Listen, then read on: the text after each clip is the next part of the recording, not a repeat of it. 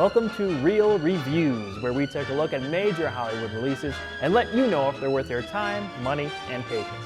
I'm your host, Walter Banasiak, and today we celebrate Halloween with Dracula Untold.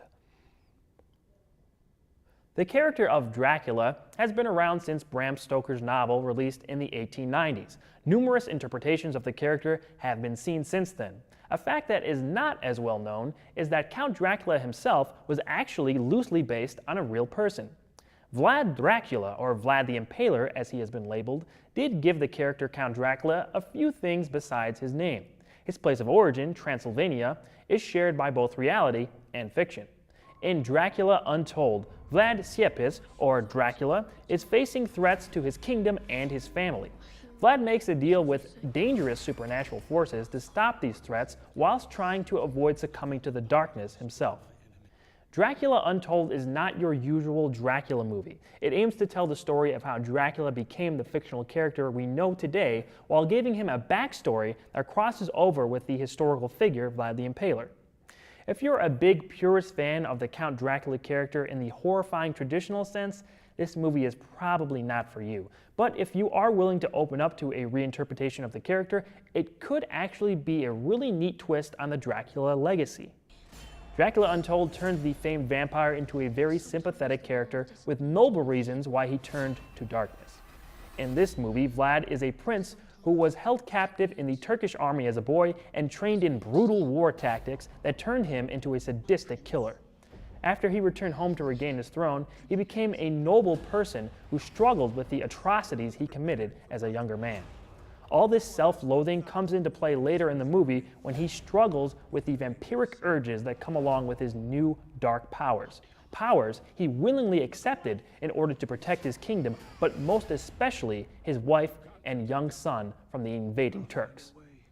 The performances in this film are pretty good. Luke Evans plays the conflicted Prince Vlad very well, and his struggle is always right below the surface, sometimes literally in every scene.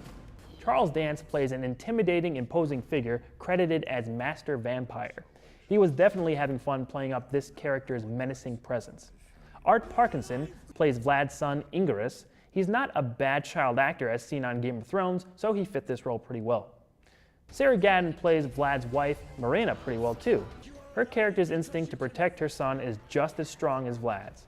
The main villain is Sultan Mehmed, played by Howard Stark himself, Dominic Cooper.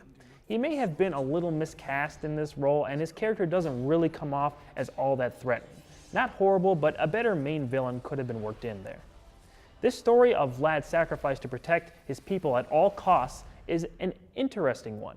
It does have a lot of intriguing themes thrown in and hits the mark more than not with what it's putting out there. A few strange creative choices were made, especially at the end, that threw things off a little bit though. Those choices slightly brought down the consistency of the story.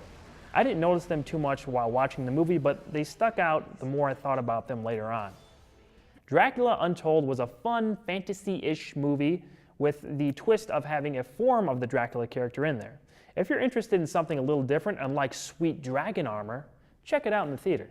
It's not exactly Halloween material, but I thought it was a pretty cool movie with a cool lead. I'm giving Dracula Untold a 7 out of 10. Be on the lookout for more real reviews coming soon. Make sure to like our Facebook page and subscribe to our YouTube channel.